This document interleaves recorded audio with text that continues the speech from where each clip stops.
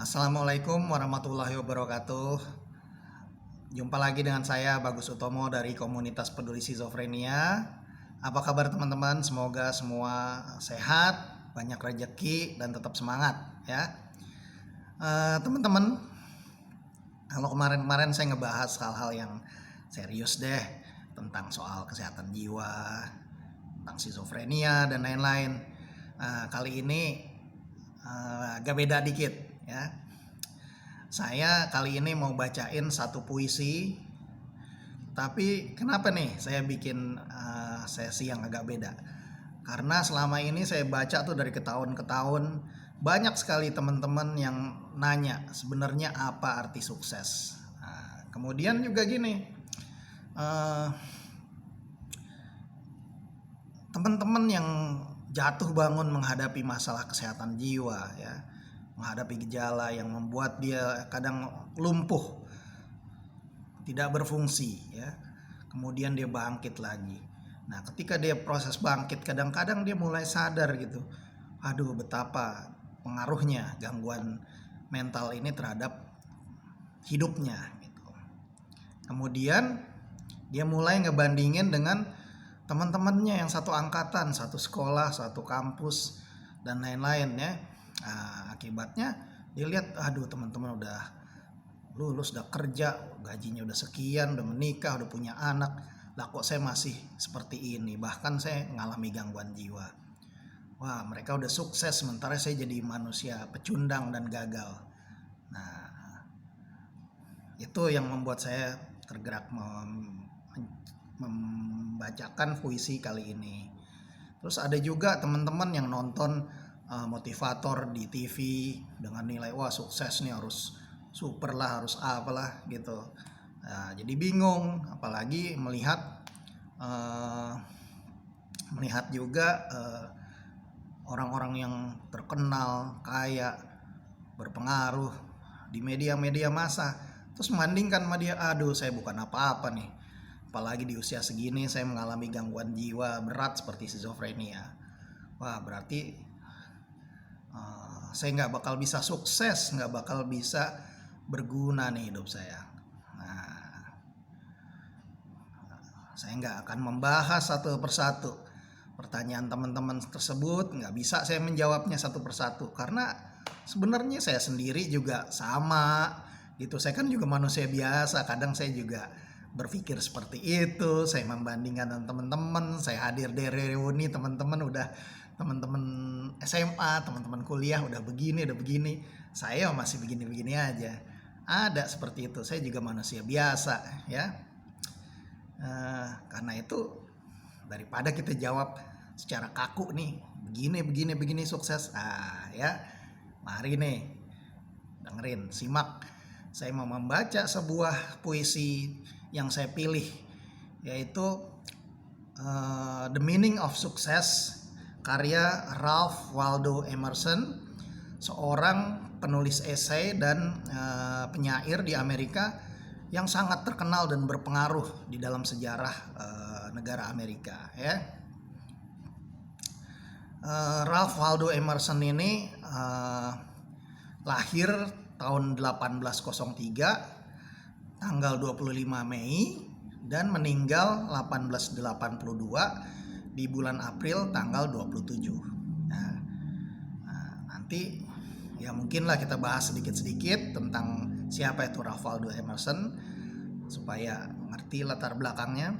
Tapi sebelumnya saya akan bacakan puisinya dalam bahasa Inggris dan kemudian ada terjemahannya yang saya buat dalam bahasa Indonesia ya. Semoga ini jadi inspirasi kita semua lah, bukan cuma teman-teman tapi terutama saya sendiri ya. Nih.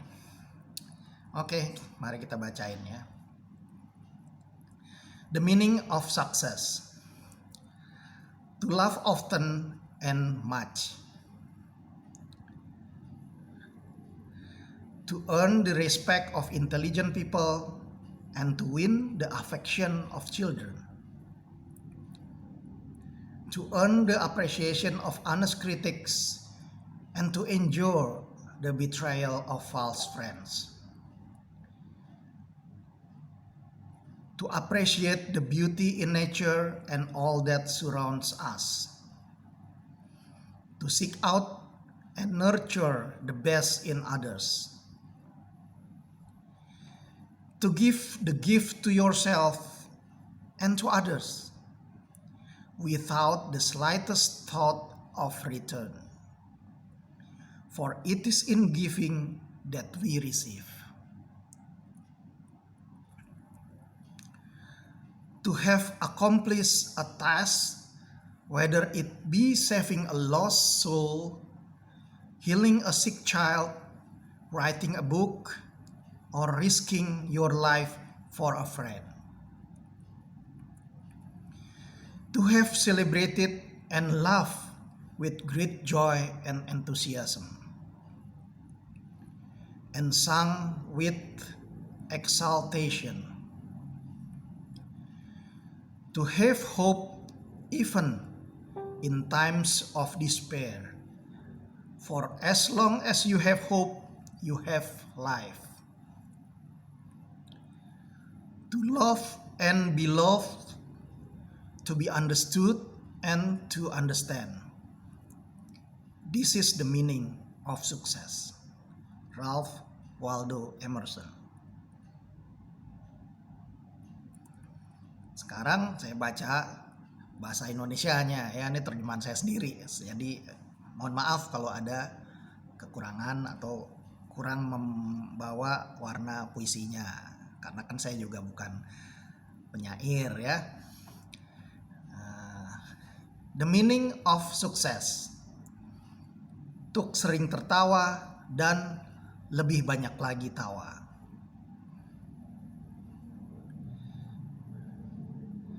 Untuk mendapat penghargaan dari kaum terpelajar dan memenangkan kasih dari anak-anak.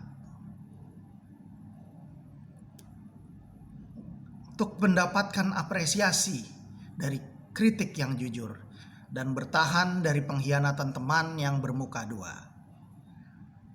Untuk menghargai keindahan alam raya dan apa yang ada di sekitar kita. Untuk menggali dan memupuk apa yang terbaik dalam diri orang lain di sekitar kita. Untuk mencurahkan bakatmu demi kebaikan orang lain tanpa sedikit pun harapan akan pamrih. Karena dengan memberi itulah kita akan menerima. Untuk menunaikan sebuah tugas kehidupan, apakah itu menuntun jiwa yang tersesat, menyembuhkan anak yang sakit, menulis sebuah buku, atau mempertaruhkan nyawamu untuk seorang sahabat. Untuk merayakan dan tertawa dengan keriangan besar dan antusiasme, serta bernyanyi penuh dengan penghayatan. Untuk tetap memiliki harapan meski dalam masa yang penuh keputusasaan. Sebab selama kau memiliki harapan, kau memiliki kehidupan. Untuk mencintai dan dicintai, untuk dipahami dan memahami. Itulah makna kesuksesan. Ralph Waldo Emerson. Nah, teman-teman gimana? Apakah di situ ada hal-hal yang muluk, misalnya sukses itu mencapai kekayaan, mencapai ketenaran, meraih kekuasaan untuk mengendalikan orang lain dan keadaan? Ternyata seorang Ralph Waldo Emerson,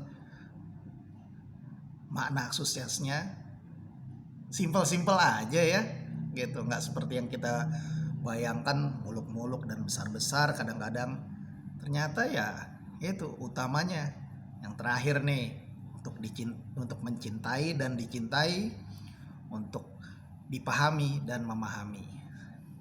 Simpel banget.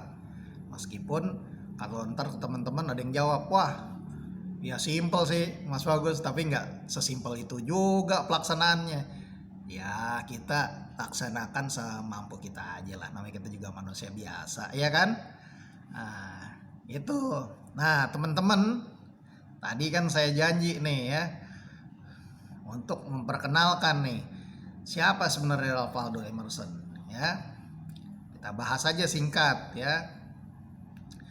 Ralph Waldo Emerson ini orang yang sangat berpengaruh karena dia karyanya luar biasa banyaknya.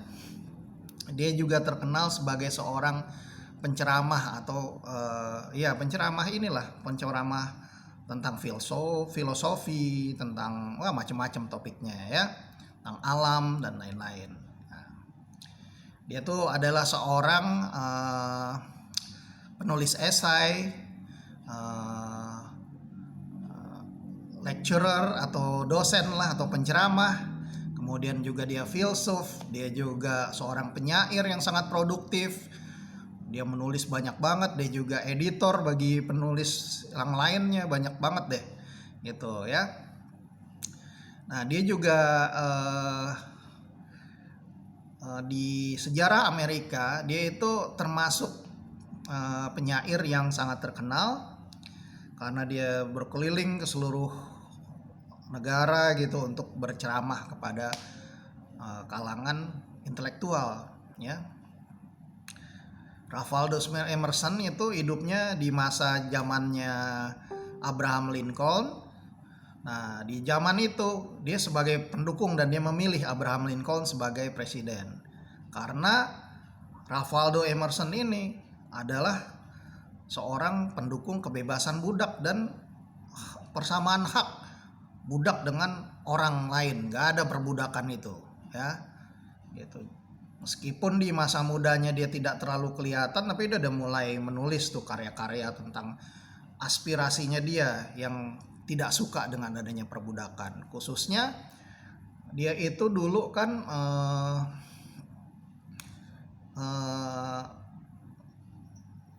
lahir, kemudian dia ada banyak saudaranya, dia studi, dia dulunya nakal, terus kemudian dia jadi guru, terus dia sempat jadi kerja di gereja ya.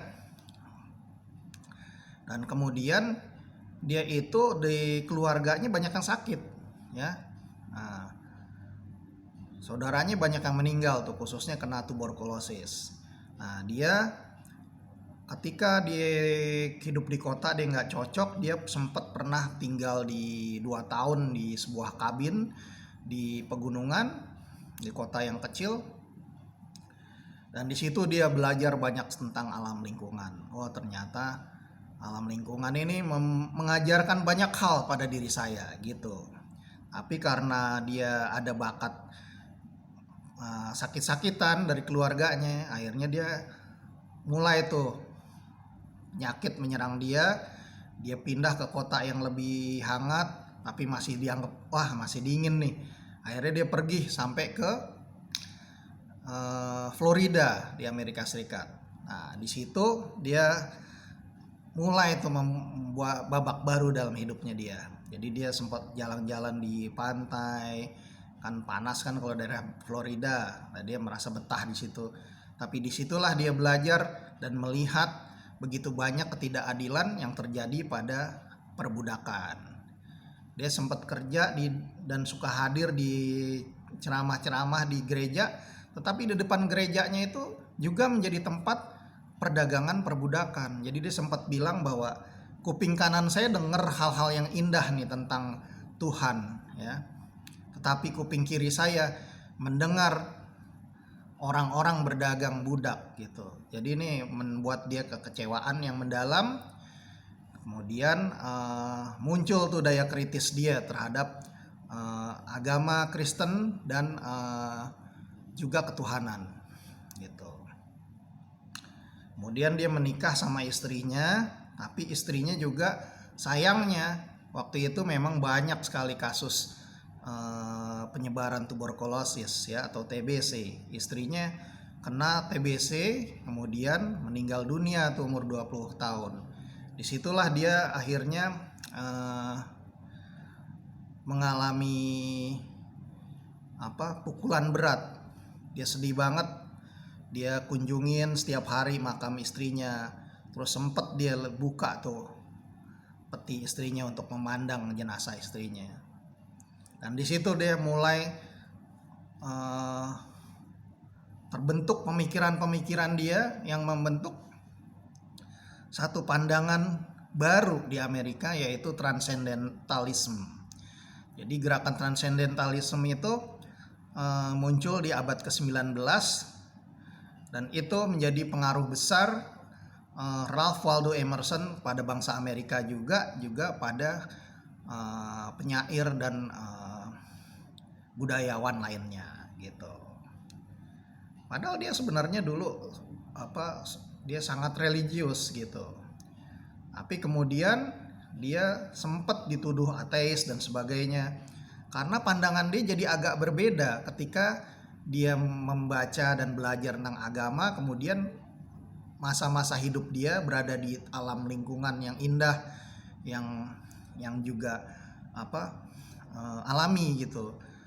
Serta pengalaman tragisnya dia menghadapi saudaranya meninggal karena tuberkulosis, adiknya meninggal, 2 orang saudara kandungnya tuh, terus kemudian istrinya juga meninggal gitu. Padahal dia waktu itu istrinya pun bahagia sama dia waktu itu, jadi itu menimbulkan satu pukulan besar bagi dia.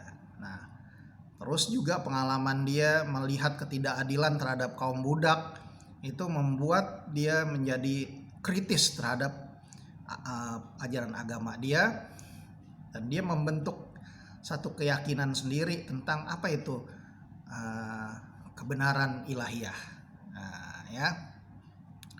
Nah, itulah dia yang disebut transcendentalism, di mana orang yang alirannya nih transcendentalism dia percaya pada intuisi dirinya gitu, melebihi logika gitu lah, dan logika deh pokoknya ya. Nah, tetapi dia transcendentalism ini dalam pandangan Ralph Waldo Emerson juga sesuatu yang mencerahkan juga gitu, karena dia memberikan pandangan bahwa seseorang itu memahami nilai-nilai ilahiyah itu enggak, atau meyakini hal-hal yang kebenaran sejati itu tidak harus melalui perantara sesosok orang tertentu, nabi dan sebagainya. Bahwa setiap orang itu sudah sempurna dan memiliki sudut pandang spiritualnya sendiri gitu ya. Jadi menurut si Ralph Waldo Emerson, setiap benda atau wujud yang ada di alam semesta ini merupakan perwujudan dari Tuhan itu sendiri gitu. Bahkan diri kita, di dalam diri kita ada, kata dia, di dalam diriku ada kebenaran juga gitu.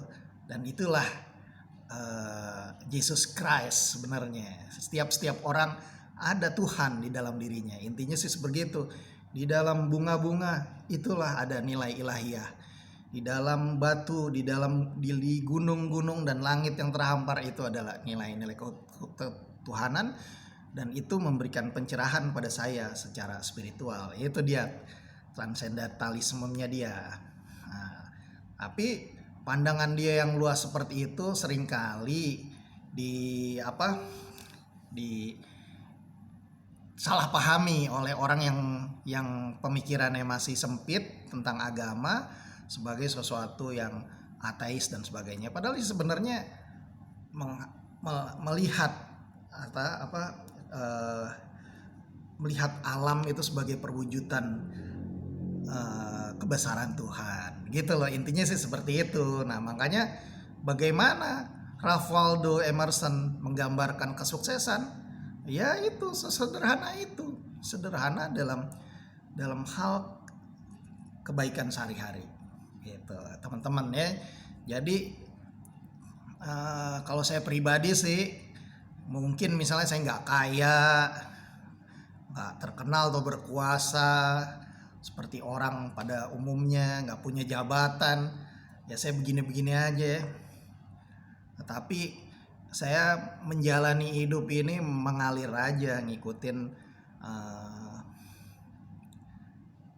maunya Tuhan lah, mau kemana gitu, atau mengalir aja lah ngikutin alam gitu. Saya tiba-tiba tadinya jadi librarian, nyasar lagi jurusin kesehatan jiwa.